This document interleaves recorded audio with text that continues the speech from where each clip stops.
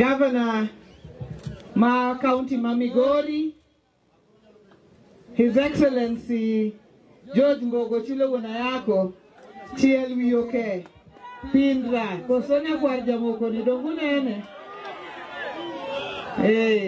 Emomiyo siasa to nitiere, Nyasaye ma yiero ji, Nyasaye bende mong'eyo kaka dhi bedo. To an bende Nyasaye muneno ma ji lamo ni alame ndi, talame gadieri, an ok ariab kuom ng'ato, be ok ago koko kuom ng'ato.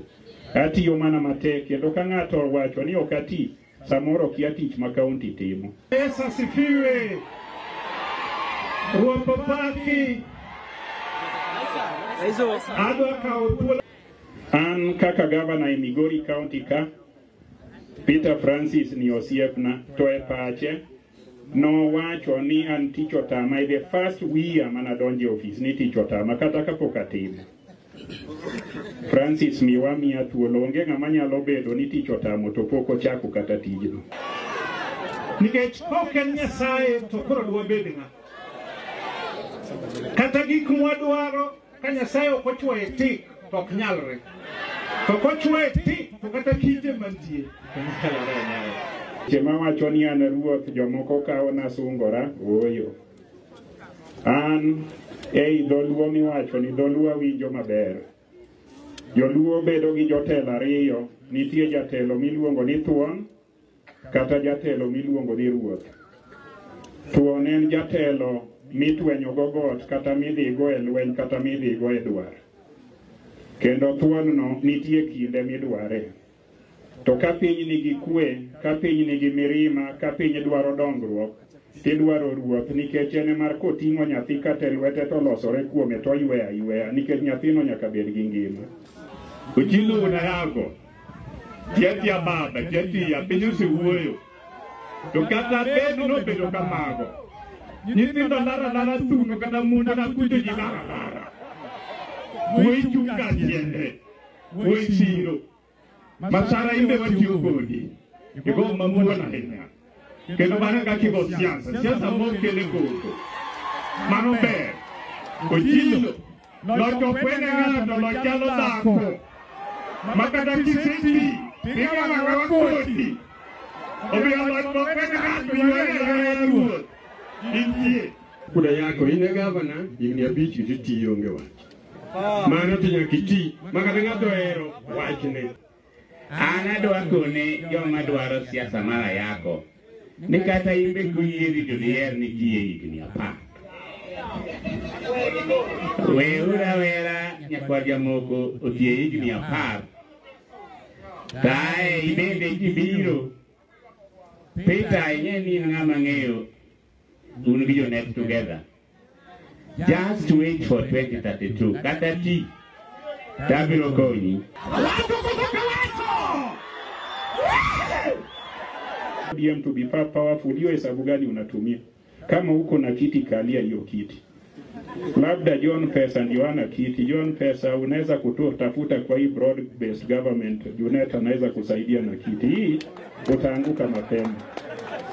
Utaanguka mapema. Kwanza wewe ni rafiki yangu na mimi ni rafiki yako, na unaendelea kuanguka. Ulianguka ile constituency, ukaanguka ya governor, ulijaribu kukua senator, mimi nikaenda na bahati, wewe ukabaki kama una hang. Sasa unaenda kuhang kwingine. Ongea na Junet, ongea na mimi, ongea na sisi zote viongozi, na Nyawang'aya tukutafutie kiti kule national government, labda utaikula vizuri.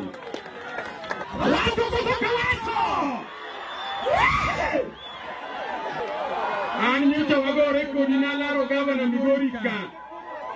Nalaro gavana Migori ka kendo kura na yudo jo Migori omiakura. Koro jo Migori gi ka kura tuwa guda yako e urbi muwacho cha. Nitie gi muwacho kanyo. Mane matuwa ni 2027 kufi nyime ga waju gi muwacho cha. Ni jadu ni chuma tek jabinezi.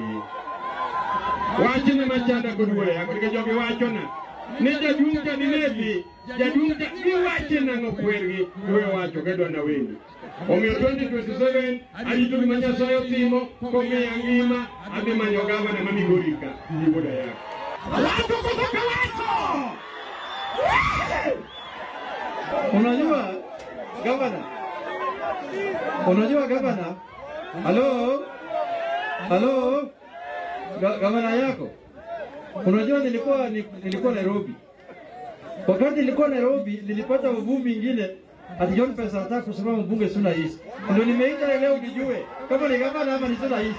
Sasa nimefurahi, wacha jaribu kwa juu tuone ile tendo huko. Hiyo ndio nilikuwa pima hali ya hewa. Ndio kama sasa nilikuwa naweka. Hiyo ni mzuri. Hiyo endelea tu Mungu iko. Ngasai nje. Peter Masarari tung'eyo ni nyakwar Nyagudi, ten nyakwar Otuoma. The right time will come. Onge gimiwacho ka mang'eny. The signs of somebody is going to lead in eno kowuoyo. Do ka penyo ling polo polo. Ok Nyasaye gwedhu. Nyasaye gwedhu. Gavana wetu ni George Mbogo Ochilo. Ne jo Suna East. An asetiyo gi Junet nao nyaka nyo yiera mokui kabisa. Mabe gima Junet ok dwar to bok kethwa. En gima Junet dwaro bok adwar. To ka Junet ok dwar to dwar bok keth jo East gi jo West. Ok nyal. Halo? Peter Masara umesema ati ile kitu wewe mimi nataka wewe utaki. Nani amekwambia mimi sitaki gavana? Mwizi. Wacha maneno yako. Wacha kuharibia mimi jina.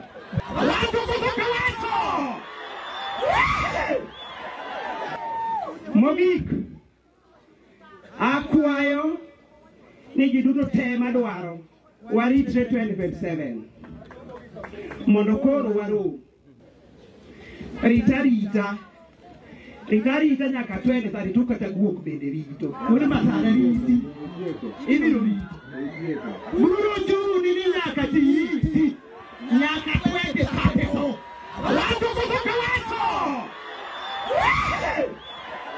Oya yako ine gavana Masara musiep mene pi Masuna West en gi gombo ndalo mabiro to sani ine gavana maka oteni gi Gladys Wanga ka kumako uno Junet no se kuboga na broad based government mwadhiye. Hiyo ni mpango ya Mungu. Lakini mimi roho yangu bado iko kwa Ochilo. Lakini utaona vile tuongea na wewe. Roho yangu iko kwa Ochilo. Hata Masara najua. Anakuja kwa ofisi yangu kwa bunge na ananiambia, mimi najua wewe ni mtu yako lakini tuongee tu kunywe chai. Hiyo ndio siasa. Hiyo ndio siasa.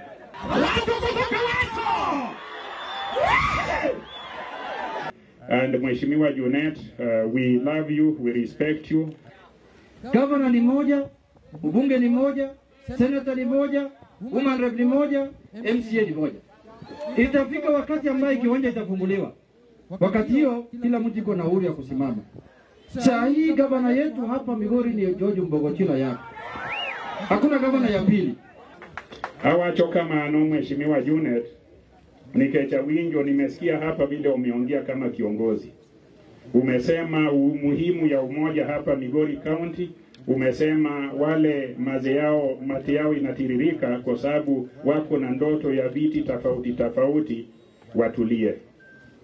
Baada ya uchaguzi ni kazi na wananchi ni lazima wapate matunda ya uchaguzi wao na kazi na ushuru wao.